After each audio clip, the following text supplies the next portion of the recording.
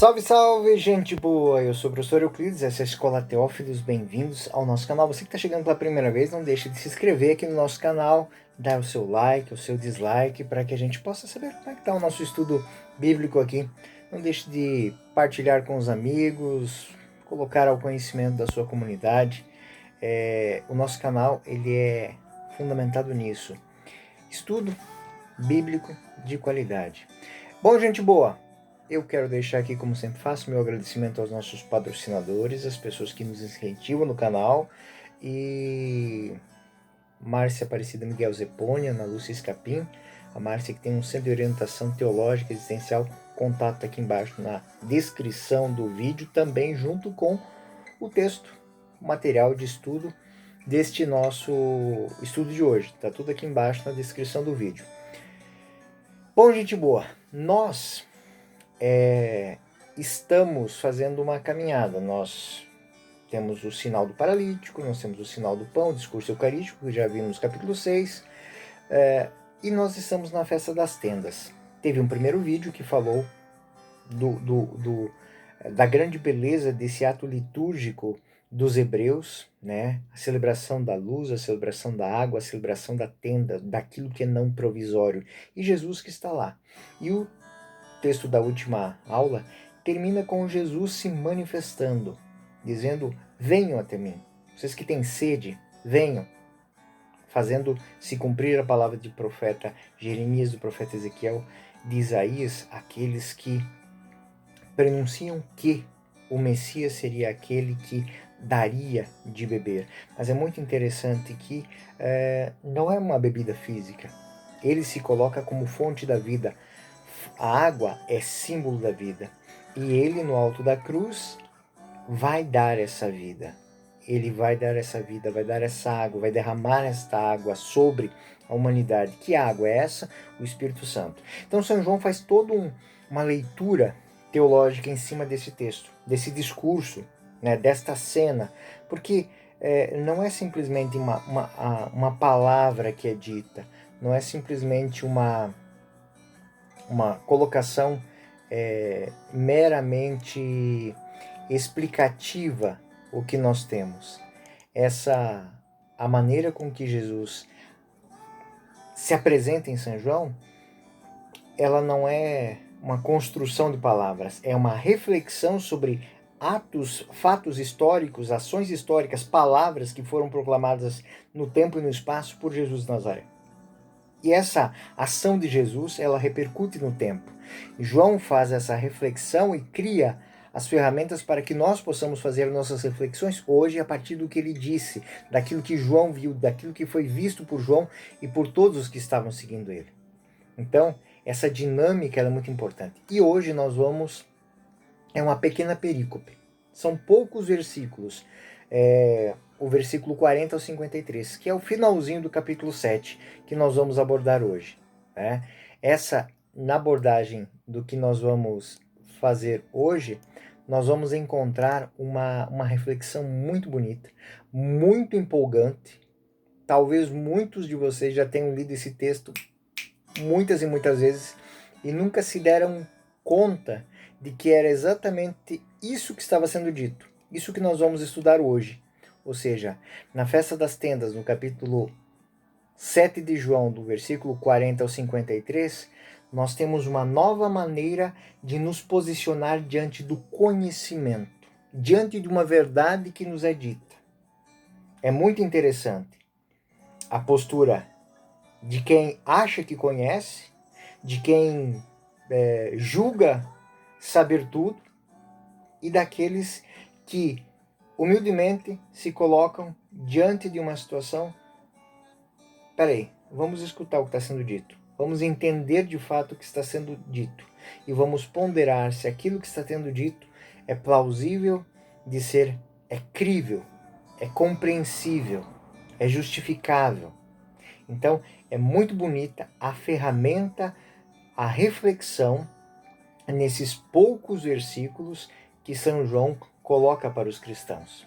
É uma mudança de atitude. Uma mudança de atitude que tem que se aplicar todos os dias na nossa vida. Eu, quando estava preparando essa aula, posso dizer para vocês que eu disse: poxa vida, parece que ele está escrevendo essa semana, parece que ele viu a nossa semana, viu o mundo essa semana para escrever isso. Porque ele está dizendo exatamente como a gente se posicionar no mundo hoje, aqui, agora, nesse instante.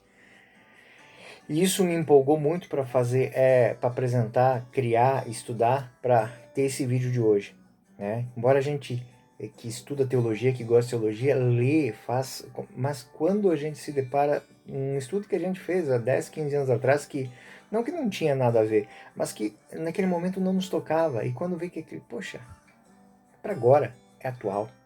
Então, já deixei vocês com vontade, criei a fome, vamos ao texto, vamos àquilo que é importante para o nosso estudo hoje. São poucos versículos, como disse, são 13 versículos, e nesses 13 versículos nós vamos escutar João, capítulo 7, 40 a 53, dizendo isso. Ouvindo essas palavras, alguns daquela multidão diziam, este é realmente um profeta. Outros diziam, este é o Cristo. Mas outros protestavam, é a casa da Galileia. Que há de vir o Cristo? Não diz a Escritura, o Cristo há de vir da família de Davi e da aldeia de Belém, onde vivia Davi? Houve, por isso, divisão entre o povo por causa dele. Alguns deles queriam prendê-lo, mas ninguém lançou-lhe a mão. Voltaram os guardas para junto dos príncipes dos sacerdotes e fariseus e lhes perguntaram, por que não trouxestes? Os guardas responderam, jamais homem algum falou como este homem. Replicaram os fariseus, porventura também vós fostes seduzidos? Há acaso alguém dentre as autoridades ou fariseus que acreditou nele? Este poviléu, que não conhece a lei, é amaldiçoado. Replicou-lhes Nicodemos, um deles, o mesmo que de noite fora a procurar. Condena acaso nossa lei algum homem, antes de ouvir e conhecer o que ele faz? Responderam-lhe, porventura és também tu Galileu? Informa-te, bem verás que da Galileia não saiu profeta. E voltaram, cada um para a sua casa. Então, gente, esse é o texto. Talvez muitos de vocês já tenham... Poxa aí, é um texto muito atual. Esta cena, gente, ela nos insere na temática de hoje, na reflexão de João. Ela propõe aos crentes do seu tempo um olhar mais cuidadoso sobre o conhecimento, sobre as atitudes que tomamos a partir daquilo que sabemos, daquilo que nos é apresentado como verdade. São João é muito perspicaz em apresentar uma reflexão que pode ser usada em qualquer tempo. Isso ficou para a história dos cristãos. Eu tinha um padre formador meu, Frei Doriano Setteroni, que dizia o seguinte, ouça tudo, guarde aquilo que é bom. Aquilo que é bom não se perde. A verdade será verdade na boca de um mentiroso, e a mentira será mentira na boca de alguém que você não julgou que mentisse. Então, essa é uma grande reflexão que é feita dentro desta perícope, desse pequeno espaço de 13 versículos.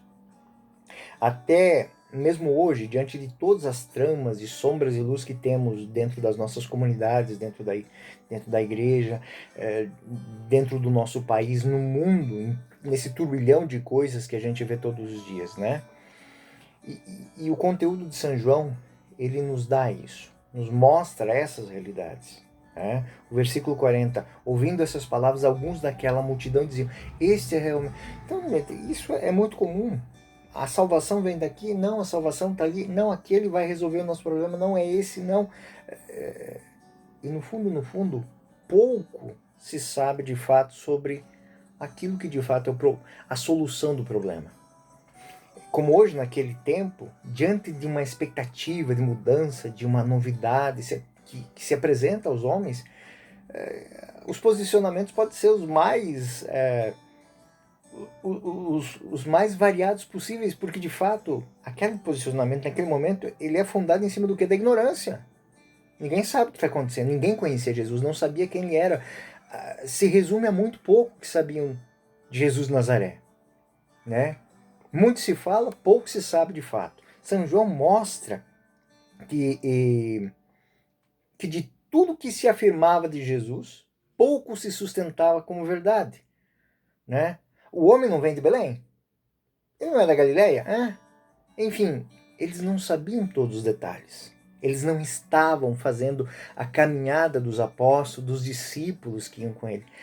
Aqueles homens que estavam em Jerusalém talvez sabiam muito menos que os samaritanos que Jesus foi visitar e que acolheram eles e que eram pagãos, que eram estranhos à fé hebraica. Sabiam menos que os pescadores da região do lago de Genizaré, sabiam menos que os famintos do deserto, sabiam menos que o cego de Jericó. Esses homens estavam conjecturando em cima de expectativas. Como disse, na festa das tendas sempre tinha aquele burburinho. O Messias vai chegar, será que não é aqueles? Alguém viu alguém estranho por aí? Né? Pode ser ele. Poxa, qualquer um que entrasse lá e dissesse que era o Messias, de repente uma multidão ia atrás. Né? Houve por isso, versículo 43, divisão entre o povo, por causa dele. E a divisão se dá em cima por quê? Porque não se sabe a verdade, né? E como em toda ação fundada na ignorância, irrompe a truculência, né? E os guardas vieram para prendê-lo em nome dos fariseus. Porém, aqui que está o cerne dessa perícope. Algo muito interessante aconteceu naquele momento. Eles voltaram para os fariseus sem levar ele. O primeiro ensinamento que São João dá aos ouvintes, né? Se você for aplicar, isso é dado para o cristão. Se você for aplicar a lei, ouça as duas partes. Isso é sabedoria de Israel. Isso é bom senso. Né? Tá lá o profeta Daniel que faz isso quando acusaram aquela mulher de que estava traindo o seu marido. E quando Daniel chamou as duas partes para conversar, viu que os dois estavam mentindo e simplesmente um inocente ia ser: eu sou inocente do sangue desse homem. Então, isso é trazido à tona. Isso está por detrás disso aqui também, desta temática aqui. E foi isso que os soldados fizeram. Não foram simplesmente cumprir uma ordem, foram aplicar a justiça. E é lindo quando a gente consegue encontrar essas perícopes, né, que são unidades conceituais de teologia, em que se consegue condensar tanta coisa em tão poucas palavras. Né? Aquele que aplica a lei não pode ser um cumpridor de ordens, mas um servo da justiça, um servo da verdade, não um cumpridor de ordens. As ordens, muitas vezes, elas trazem dentro de si a defesa da própria mentira. E aí, versículo 44, alguns deles queriam prendê-lo, mas ninguém lançou-lhe a mão, ou seja, ninguém prendeu ele. Voltaram os guardas, a palavra aqui não são soldados, aqui são guardas, para junto dos príncipes dos sacerdotes e fariseus, e lhes perguntaram. Quem perguntou? Os príncipes, os sacerdotes e os fariseus. Perguntaram para os guardas: por que não trouxestes? A resposta agora. As autoridades estão perguntando, né? E é maravilhosa a resposta que é colocada na boca destes guardas. Guardas dos príncipes e dos sacerdotes. Os guardas responderam: jamais homem algum falou como este homem. De todos, este fala algo que ninguém falou. Vemos que o atributo sublinhado por São João aqui é palavra. Ele fala. A qualidade fundamental de Jesus é falar. Ele é o verbo. É falar. E ele fala como ninguém nunca falou. Isso não significa que tenha uma boa capacidade de retórica. Significa que comunica uma mensagem única. Uma mensagem que nunca esteve onde está. Ou seja, aquilo que Jesus diz, a palavra que ele diz, ela nunca esteve sendo dita aos judeus, aos hebreus. É algo novo. A reação dos guardas é semelhante à dos convidados de Caná, que provaram o vinho melhor, né, do que anterior e dizem: nunca bebemos vinho melhor que esse. E aqui nunca ouvimos palavras tão bonitas. E aí a gente faz essa amarração. O primeiro sinal se repete agora de novo. O segundo sinal se repete agora de novo, onde havia morte, agora há vida. Eles foram levar a morte, eles trouxeram vida, vida para eles. Né? Os fariseus ficaram enciumados, desmoralizados. Imagine, mandaram os seus soldados prender, eles chegaram lá, sentaram e se colocaram a ouvir. Como aqueles homens que Jesus disse, enchei as talhas de água. Eles estavam a serviço do quê? Do bem comum. Eles estavam a serviço da felicidade daquelas pessoas. Eles não estavam simplesmente a serviço. Eles queriam fazer o bem pelo simples fato de ser um bem a ser praticado. Aqui me faz lembrar uma cena muito interessante da minha história. Um dia eu fiz uma pregação na celebração de exéquia de um soldado, né? Que faleceu, que tombou em serviço. E eu usei exatamente esse texto, né? E deixei uma pergunta para os seus superiores, os colegas daquele soldado, que tombou defendendo a justiça, né? E eu perguntei, né? Esse vosso colega, esse vosso soldado, ele tombou defendendo a justiça, a verdade, a vida, o bem comum, ou cumprindo ordens?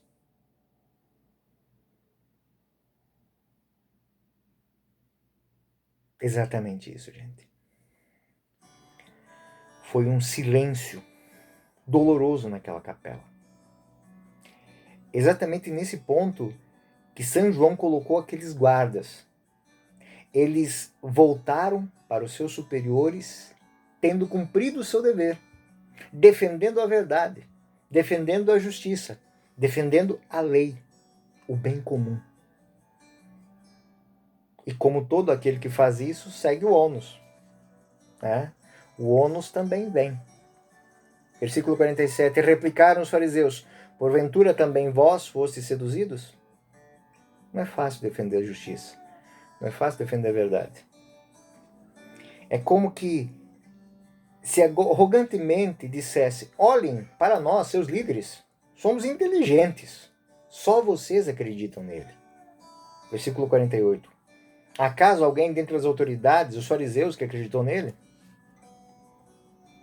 Esse poviléu, esse pobretão aí, que não conhece a lei, é amaldiçoar. Essa palavra os hebreus tinham muito cuidado para dizer ela, mas eles dizem de Jesus. E aí vem tudo aquilo que a gente já ouviu nos capítulos anteriores. Vocês me perseguem porque vocês não conhecem a lei. Se vocês conhecessem, vocês não acreditam em mim porque vocês não acreditam em Deus. Se vocês acreditassem em Deus, acreditariam em mim porque eu sou Deus.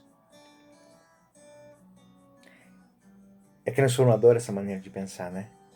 João, ele aqui realmente encena que o orgulho, a arrogância farisaica, pela qual aqueles homens estavam embebecidos, cheios, convencidos, estavam convencidos que estavam certos, de que conheciam a lei.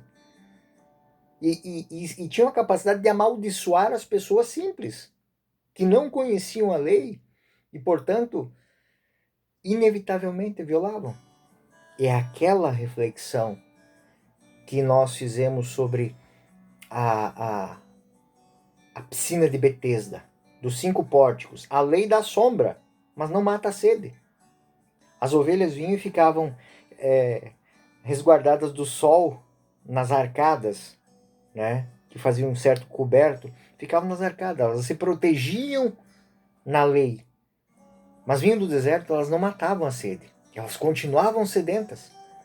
E a lei é isso, ela te dá uma segurança, mas ela não te dá a força para mudar de vida, para melhorar de vida. Ela te dá uma segurança. Quantas pessoas dizem assim, cumpri a minha obrigação? Quantas pessoas fazem isso? Cumpri a minha obrigação. Já fiz a minha parte. Quantas pessoas se colocam na sombra das arcadas da lei, mas não bebem na fonte? Não vão lá e pegam água e colocam. Quantas pessoas se escondem atrás dos títulos que tem? Ah, eu sou isso, eu sou aquilo, eu sou aquele outro, que eu posso... A gente vê isso todo dia. Mas não bebe das fontes. Nicodemos aqui, ele interveio, né? E clamando simplesmente ao bom senso. É muito interessante isso aqui. Ele chamou o bom senso, mostrando que Jesus, em momento algum, age em desrespeito à lei. Replicou Nicodemos, versículo 50. Um deles, o mesmo que à noite fora procurar Jesus, foi procurar Jesus por medo desse povo. Ele queria a verdade, ele queria conhecer, mas ele tinha medo dessas pessoas. Quantas vezes na sociedade as pessoas têm medo de dizer, de defender a verdade, porque a verdade, ela não é aceita. Quantas vezes tem pessoas que não podem tomar a posição? Eu queria fazer isso, mas eu não posso fazer isso por quê? Porque vão me perseguir por causa disso? As pessoas não podem mais se posicionar muitas vezes. Não podem dizer o que pensa. O texto de hoje está falando sobre isso. Nicodemos, um fariseu, amante da verdade, buscava a verdade, foi até Jesus escondido, porque se ele fosse de dia, ia acontecer o que aconteceu aqui. Condena caso, ele coloca o bom senso. Gente, ele condena caso nossa lei algum homem antes de ouvir e conhecer o que ele faz. Ele está dizendo, peraí, vocês não ouviram. Vocês não viram, vocês não conhecem, não sabem quem ele é. E vocês estão dizendo que ele é um maldito, um amaldiçoado? Aonde é na lei, na nossa lei, que isso é certo? E aqui vem o profeta Daniel que diz exatamente a mesma coisa, né? Eu sou inocente do sangue desse inocente. Eu não vou manchar minhas mãos aqui. E Nicodemos tinha a comprovação dos próprios guardas, que foram lá para cumprir a justiça e a verdade e voltaram sem prender ele, porque ninguém, nenhum homem fala como esse homem falou. E responderam na lata de Nicodemos: porventura és tu também um galileu? Informa-te bem, verás que da Galiléia não sai profeta. Ou seja, um preconceito. De lá não sai coisa boa não. Você é um galileu também? Você não pode andar mais com nós não. É essa dinâmica que São João quer. Que entendamos que diante da verdade, diante daquilo que nos é revelado, temos que fazer uma reflexão profunda daquilo que de fato nós queremos. Cumprir a nossa obrigação, cumprir ordens ou buscar o bem comum, a vida nova. E aí o texto termina assim: e voltaram cada um para a sua casa. Ou seja, voltaram ao ponto de partida. Esse ponto de partida é interessante porque quando a gente não tem um rumo, a gente volta para trás. A gente não vai para frente. Eu vou falar mais algumas coisas e eu quero que a gente volte e finalize esse tema de hoje com essa reflexão. E voltaram cada um para sua casa. O texto, a teologia, dentro dessa película, ela é tão simples de ser compreendida, tão fácil de ser refletida, que ela é parte do cerne da festa das tendas. Jesus está mostrando tudo o que acontece, está dizendo quem ele é e está colocando essa verdade que São João quer que a gente questione. Tá bom, Deus veio até nós, falou a verdade, deu o caminho. Como é que nós vamos abraçar essa chance? Nas bodas de Caná, Maria diz: fazei tudo o que eles disseram. Aqueles homens que queriam fazer o bem, eles encheram as talhas d'água, eles queimaram a cara, foram lá levar água e a água tinha se tornado em vinho. Eles souberam de onde veio a graça. Esses soldados foram mandados lá para prender Jesus. Chegaram lá e voltaram. Por quê? Porque eles entenderam que aquilo que Jesus tinha trazido, ninguém tinha trazido. É o vinho novo, é as palavras belas, as palavras novas. Então, arrogantemente, eles disseram: ô Nicodemos, você tem que estudar mais. Os fariseus, de fato, eles conheciam a letra da lei, eram estudiosos, mas não conheciam as escrituras. Pois eles achavam que uma única perspectiva e uma única direção, a deles, era certa. Ele vem da Galileia, de lá não pode ser o Messias. Mas todo o resto, as obras, as manifestações do próprio Pai, de Deus, dos profetas, isso não é levado em conta? Os fariseus estão obtusos, né? Eles não levam isso em conta porque eles têm que defender o quê? O seu ganha-pão, que é a maneira com que eles davam aulas, as pessoas que andavam babando atrás daquilo que Jesus dizia assim, vocês estão se auto-glorificando, vocês não estão ensinando a lei, vocês estão se pregando, vocês estão contando histórias de vocês mesmos, para terem fãs, para terem fama, né? Aí ocorre algo muito complicado. São, da mesma maneira que os fariseus são aqueles que têm essa única maneira, também eles, por incrível que pareça, eram os únicos que tinham o direito de estudar e de ensinar. Então, eles têm o ônus também de serem responsáveis por guiar esse povo. E a ironia está aqui. Eles fazem o estudo, a sua maior virtude, mas eles usam mal isso. Eles deveriam ser aqueles que dão soluções, não criam problemas. Eles se tornaram pedra de tropeço para o povo e para eles mesmos. São João faz intuir que o conhecimento na mão de um cristão, ela é uma dádiva, não para benefício próprio, mas para beneficiar os outros. Então, se o conhecimento que você tem te faz surdo à verdade, ele não serve para nada. Não devia nem estudar isso. Então, nós lembramos que o capítulo 5 terminou. Vocês não acreditam nas escrituras porque a escritura falam de mim. Se vocês acreditassem em Moisés, vocês acreditariam também em mim, porque Moisés, né, me esperava. E, portanto, são eles que devem estudar as escrituras, já que Jesus conhece as escrituras sem tê-las estudado, porque sua doutrina não é dele, mas de quem enviou. Enfim, Jesus não precisa estudar as escrituras, porque as escrituras falam da vida dele, são as suas palavras, é a sua própria pessoa se manifestando. E aí eu disse que eu queria terminar aqui e vou terminar aqui. E voltaram cada um para a sua casa. Quando a gente não abraça a verdade, a gente volta ao ponto inicial da busca. É com isso termina essa parte, ou seja, Jesus manifestou-se na festa das tendas, ou seja, a festa que representa o caminho do êxodo, ou seja, a festa das tendas diz exatamente isso, que tudo é transitório, tudo está mudando.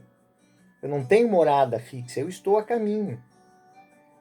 Jesus se manifesta na celebração das águas e diz que vai se dar em água, ou seja, ele vai derramar o Espírito Santo. No coração do Evangelho, nessa parte, na festa das tendas, nós encerramos esta cena com esse versículo. E voltaram cada um para a sua casa, ou seja, voltaram para o ponto de partida. Ou seja, amanhã temos outro capítulo, outra chance que o Messias vai dar.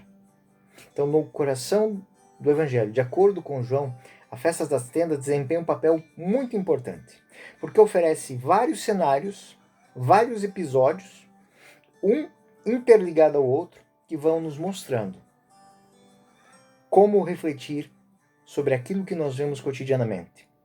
Como entender a nossa vida, como entender as situações que vão se perpetuando na nossa história. Qual a posição que devemos tomar diante daquilo que de fato nos fará crescer.